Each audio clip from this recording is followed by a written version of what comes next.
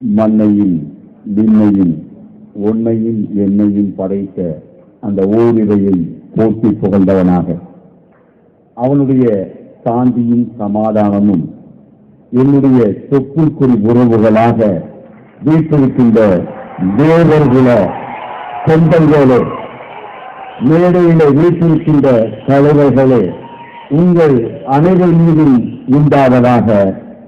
ஸலாமு அலைக்கும் வரஹ்மத்துல்லாஹ். அன்புக்குரியவர்களே, இங்கே அழைத்திருப்பதன் மூலமாக ஏதோ முஸ்லிம் ஒருவன் இங்கு வந்திருக்கிறான், தாடி வைத்திருக்கிறான், இவனுக்கும் நமக்கும் என்ன உறவு என்று நீ கேட்க என்றால், நீனும் நானும் வேறல்ல, ஒரு தாழ்மைக்கு மக்கள். உனக்கும் எனக்கும் இடையில உள்ள உறவு தொப்புள் குடி உறவு. உண்மையும் என்னையும் வேறெடுத்து பார்க்கிறார்களே அரசியல் சக்திகள், அவர்களை வேறெடுக்கத்தான் இங்கே வந்திருக்கிறோம். மிக தெளிவாக சொல்ல வேண்டும் என்றால், அரசியல் நாகரிகத்தை எவனெவனோ நமக்கு கற்றுத் தருகிறான். மண்ணின் மனிதர்கள் நாம் கற்றுக் கொடுப்போம் அவர்களுக்கு. அன்புக்குரியவர்களே, என் அன்புக்குரிய சகோதரர்களே, என் அன்பு சகோதரர் ஜான் பாண்டியன் அவர்கள் இன்று நேற்றல்ல, எனக்கு அறிமுகம் என்பது 1989 அந்த பெரியகுளம் தேனி மாவட்டத்திலே நடந்த அந்த கலவரம். அந்த கலவரத்தின் போது நானும் ஒரு இஸ்லாத்தை வாழ்வியலாக ஏற்றுக்கொண்ட ஒரு சகோதரன் செல்கிறோம். பல கிராமங்களிலே செல்லுகின்ற போது அந்த கிராமத்திலே உள்ள மக்கள் அதிகமாக நான் நினைத்துக் கொண்டு சென்றேன், இவர் வந்து பேசியதனால் தான் பிரச்சனையாகிவிட்டலாமே, இவர் மீது அந்த கிராம மக்கள் வெறுப்பாக இருப்பார்கள், மறுப்பாக இருப்பார்கள் என்று சென்றால், அந்த கிராம மக்கள் இந்த சகோதரன் மீது நெருப்பாக இருந்தார்கள், அன்பாக இருந்தார்கள், நேசமாக இருந்தார்கள். அதை பார்த்தபோதுதான் கண்டுகொண்டேன், பத்திரிகை செய்தி என்பது வேறு, தனி மனிதன் என்ற ஒழுக்கம் என்பது வேறு. என்னை அழைக்க வந்த போது, அவரிடம் பேசிக் கொண்டிருந்த போது ஒரு அற்புதமான ஒரு விஷயத்தை சொன்னார். எனக்கு மதுப்பழக்கம் கிடையாது என்றார். மதுப்பழக்கம் கிடையாது என்றார். எந்த அரசியல் தலைவனாவது தைரியமாக சொல்ல உங்க தைரியம் இருக்கிறதா? மதுப்பழக்கம் இல்லை என்று சொல்ல. மதுவிலக்கிலே பூட்டு போடுவோம் என்பார்கள், மதுக்கடையை மூடுவோம் என்பார்கள், மதுக்கு எதிராக போராட்டம் என்பார்கள். ஆனால் சொல்லிவிட்டு வீட்டிலே மது வருவார்கள். அப்பனும் மகனும். ஆனால் இங்கேயும் ஒரு டாக்டர் வந்து நின்றான், ஒரு விழிப்புணர்வு பிரச்சாரத்தை தன்னுடைய கண்ணீர் பேச்சிலே தொடங்கியிருக்கிறார். பாராட்டுகிறோம். ஒரு நல்ல இளவலை பெற்றெடுத்திருக்கிறார், நல்ல ஒரு தலையை, ஒரு அற்புதமான பிறப்பை பெற்றெடுத்திருக்கிறார் என் சகோதரன். பாராட்டுகிறோம். அன்புக்குரியவர்களே, ஒன்றை சொல்லிக்கொள்ள பிரியப்படுகிறேன்.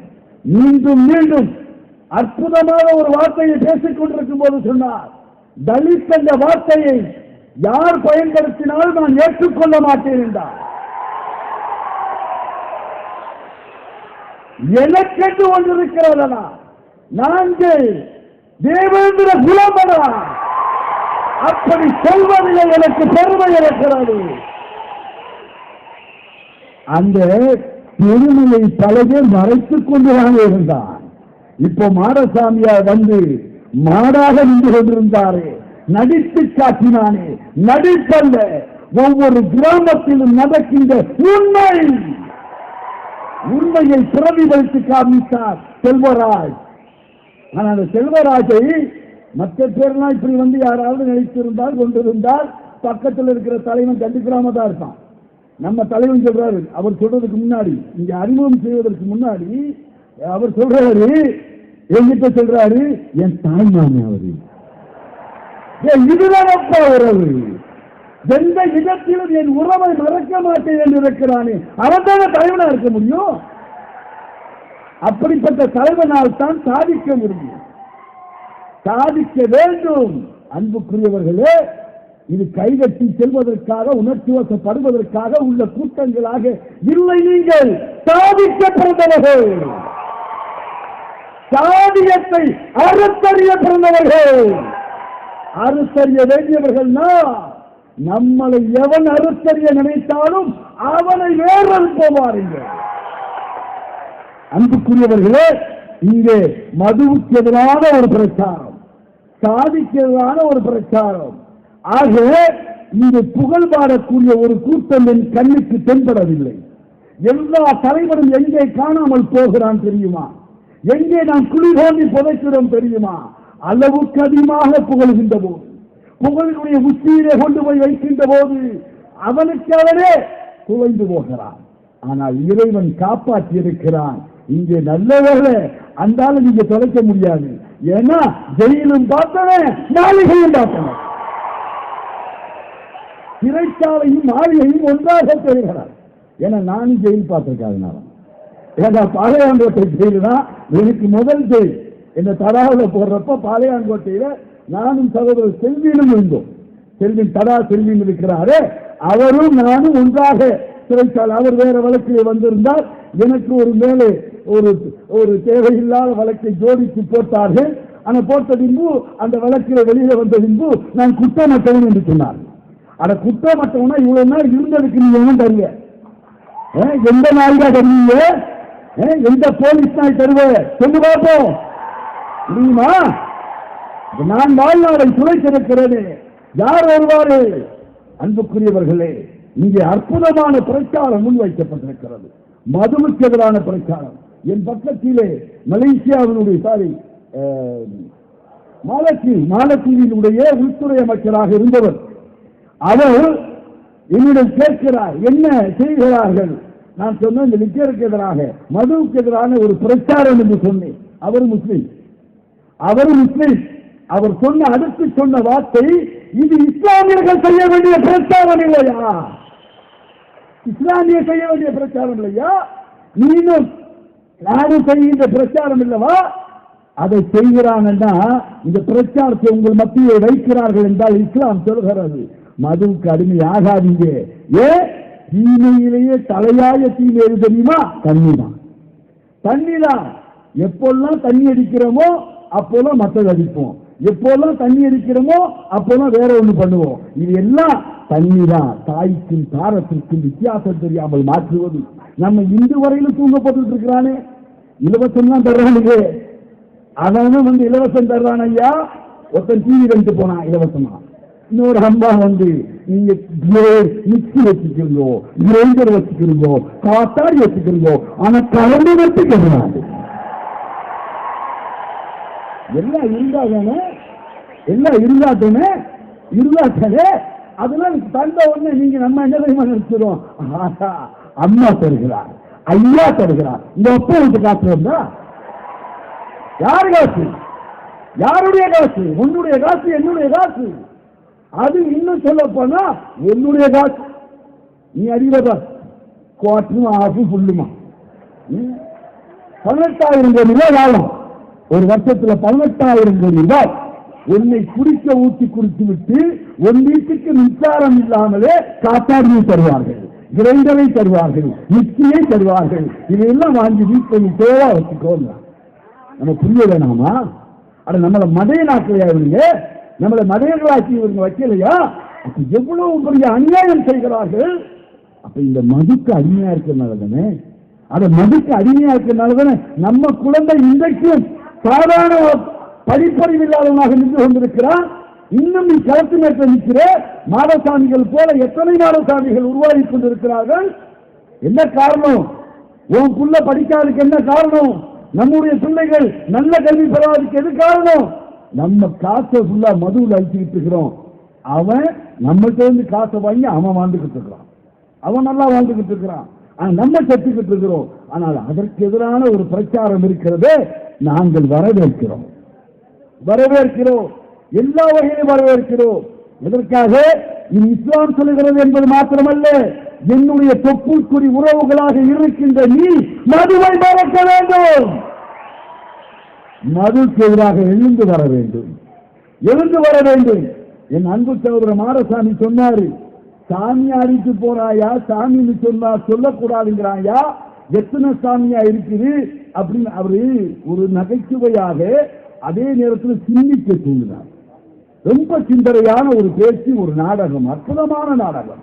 அந்த நாடகத்தில் சிந்திக்க தூண்டுறாரு. என்ன, யாரு நம்ம சாமி சொல்லுங்க, யார் நம்ம சாமி? ஒரு சாமியும் காணும் இல்லையா? ஒரு சாமியும் காணும். சாமிகள் பேரால் கூடு போடுறான். அதை நேற்று வரையிலும் அந்த கல்லுப்பட்டியில் இருக்கின்ற கோவிலை பராமரித்தவன் ஒரு தாழ்த்தப்பட்ட சகோதரன். அந்த சகோதரனும் கோவில் என்னென்னு தெரியாதப்ப தொடச்சி பூசி ஒழுகி எல்லாம் வைக்கிறேன். கோவில் கொஞ்சம் பல ஆகி மக்கள்லாம் வர ஆரம்பிச்சோன்னு வந்துட்டாங்க. வந்து கோவில் எங்களுக்கு தான் இருந்தது, கடைசியில் என்னாச்சு, அந்த பையன் செத்துக்கிட்டான். ஆனா நல்ல வேலை, கொஞ்சம் இறந்து போறப்ப கூட அவன் தாய்மொழியோடு இறந்து போவதில்லை, தெளிவா 7 பேரை எழுதி வச்சுட்டு இறந்து போனான். 7 பேரை எழுதி வச்சு இறந்து போறாயா. ஆனா அமைச்சருடைய தம்பினா யாரும் பக்கத்துல போக மாட்டான். இதானையா இன்றைக்கு நிலைமை. புண்ணியத்தினுடைய கொடுமையை நம்ம கண்ணு முன்னாடி பார்க்கலையா? ஏன் இன்றைக்கு தர்மபுரியில் நடந்த கொடுமையை இன்னும் கண்ணு முன்னாடி பார்க்கலையா? இன்றைக்கும் தர்மபுரியை ஒன்னில்லாம ஆக்கி வச்சிருக்கானையா, எரிச்சி வச்சிருக்கானையா? இது எதற்கு எதிரான கொடுமை? ஒரு பயங்கரமான தலைவர். எல்லாம் நம்ம போன வாரம் நம்ம இவருடைய திருமாவளவனுடைய கூட்டத்தில் பேசிட்ட போது சொன்னேன், கையை பிடிச்சிட்டு என் தம்பி திருமாவளவன் டாக்டர் ஐயா சொன்னார். டாக்டர் ஐயா என் தம்பி என்றார். இப்ப என்ன ஆச்சான்? காதல் செய்வாங்கோ தலித்துங்கெல்லாம் ஜீன்ஸ் பேண்ட போட்டுக்கிட்டு கூலிங் கிளாஸ் மாட்டிக்கிட்டு லவ் பண்றான். அப்ப கேட்கிறேன், உங்க பெண்கள் எல்லாம் வெறும் கூலிங் கிளாஸையும் ஜீன்ஸ் பேண்ட் போட்டா ஏமாந்துருவாங்க? கேவலமா இல்லையா? ஆனா இந்த பெண்ணினத்தை நீங்க கேவலப்படுத்தலையா, அசிங்கப்படுத்தலையா? அந்த பெண்களை அசிங்கப்படுத்தல நீங்க. அப்ப பேண்ட் போடுறேன், அவன் கூலிங் கிளாஸ் போடுறேன், அதெல்லாம் உன்னுடைய பிரச்சனை. கோபனம் கட்டக்கூடியவன் பேண்டு போட்டுட்டான், கோபனம் கட்டியிருந்தவன் பேண்டு போட்டிருக்கிறான், அது என்ன உன் பிரச்சனை? அதாவது மற்ற ஒண்ணுமே மேலையிலே சட்டை இல்லாதவன் டிஷர்ட் போட்டிருக்கிறான், உன்னால தாங்க முடியாது, முடியல. இந்த எழுச்சிகள் எல்லாம் எப்போது வந்திருக்கிறது? இப்படிப்பட்ட தலைவர்கள் உன் சமுதாயத்துக்காக குரல் கொடுக்கின்றனர். குரல் கொடுக்க இருந்து வா, வந்தாத்தான் நடக்கும், வரலன்னா நடக்காது. போட்டு மிதிச்சிருவா, ஒன்னில்லாம ஆக்கிடுவான். என்ன, இந்த தேனி ஏரியாவில் கூட்டிட்டு போனாரு ஒரு பெரியவர் சொன்னேனே, அந்த பெரியவர் பேர் செல்லையா. அந்த செல்லையா வந்து ஒரு ஏட்டாக இருக்கின்ற போது 1980 இஸ்லாத்தை ஏற்றுக்கிறார். இஸ்லாம் வந்து சிறைச்சாலையை வைத்து கிடைக்கிறது. அவருக்கு இஸ்லாத்தை ஏற்றுக்கிட்டாரு, இஸ்லாத்துக்கு போயிட்டாரு. அவர் இஸ்லாத்துல போகணும், அவர் சும்மா இல்லை, எல்லா மக்கள்கிட்டையும் கொண்டு போய் தன்னுடைய உறவுக்கார எல்லாத்தையும் இஸ்லாத்தை சொல்றாரு. ஊரே 2 பட்டு நிற்குது, பாதி பேர் ஏற்றுக்கிறான், பாதி பேர் ஏற்றுக்கல, பெரிய பிரச்சனை நிற்குது. எம்.ஜி. ராமச்சந்திரன் அவர்கள் முதலமைச்சர். அந்த நேரத்தில் கலெக்டர் போறாரு, எஸ்பி போறாரு, எல்லாம் அந்த ஊருக்கு போறாங்க. ஊருக்கு போய் சொல்றாங்க, கறவை மாடு தருகிறோம், உங்கள் பிள்ளைகளுக்கு படிப்பு தருகிறோம், என்னென்ன சலுகைகள் அரசாங்கம் தருகிறோம் அத்தனையும் தருகிறோம், நீ இஸ்லாத்தில் மட்டும் போவாத, எங்க போவாத, இஸ்லாத்தில் மட்டும் போவாத. அந்த செல்லையா எழுந்து கேட்கிறார், நீ கறவை மாடு தருவ, நீ படிப்பு தருவ, எல்லாம் தருவடா, ஆனால் எங்களை அழைக்கிறானே, வாடா பல்லா வாடா பழையா என்று சாதி சொல்லி அழைக்கிறானே, அதை எல்லாம் தடுக்க முடியுமா? இன்னைக்கு வரை தடுக்க முடியலடா. சாதியை சொல்லி அழைக்கிறானே, இன்னைக்கு வரை தடுக்க முடியலையே.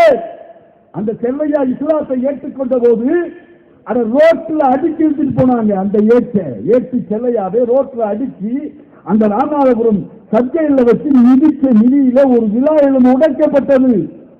இஸ்லாத்தை விடல அந்த ஆளு. நீ என்ன வேண்டாலும் என்ன பண்ணிக்கிறா, எனக்கு மேல ஒருத்தன் இருக்கா, என்ன பாதுகாப்பான்டா, அவன் தாண்டா என்னுடைய அல்லா, என்னுடைய இறைவன்டா, பாதுகாப்பான நீ அறா மிதிராண்டு வெளியில வந்ததுக்கு அப்புறம் இவர்கள் நினைத்தார்கள் முடங்கி விடுவார்கள், முடக்கப்பட்டு விடுவார்கள் என்றெல்லாம் நினைத்தார்கள்.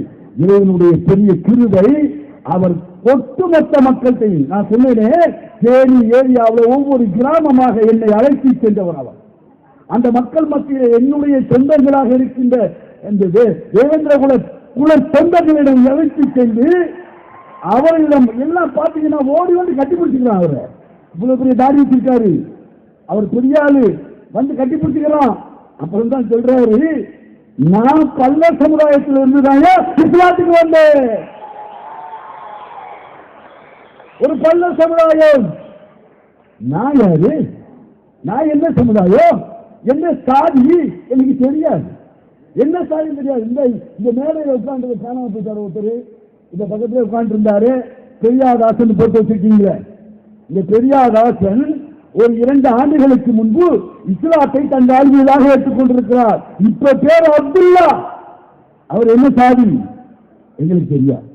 இங்க உட்கார்ந்து இருக்காங்க முஸ்லிம்கள் நிறைய, யார்கிட்டயாவது போய் கேளுங்க என்ன சாதி தெரியாது.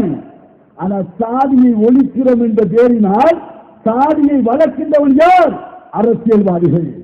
சாதியை இல்லாமக்கள் சொல்லிக்கிட்டே சாதியை வச்சு பொழப்பு நடத்துறவங்க யாரு? அரசியல்வாதிகள். அந்த அரசியல் சக்திகளை நாம் புரிஞ்சுக்கிறோம் வச்சுக்கிறீங்க, நம்மளை வேற எடுத்துருவான். ஆனால் அதே அந்த செல்லையா கூறியூர் முகமது அலி ஜின்னா அவருடைய பேரு, அந்த ஜின்னா அவர்கள் எந்த ராமநாதபுரத்திலே, அதுவும் வந்து அந்த ஐயர்கள் எல்லாம் வாழ்வார்களோ அந்த ஊர்ல செருப்பு போட்டு நடக்கக்கூடாது. அந்த தெருவுல அக்கிரகாரத்தில் செருப்பு போட்டு நடக்கக்கூடாது.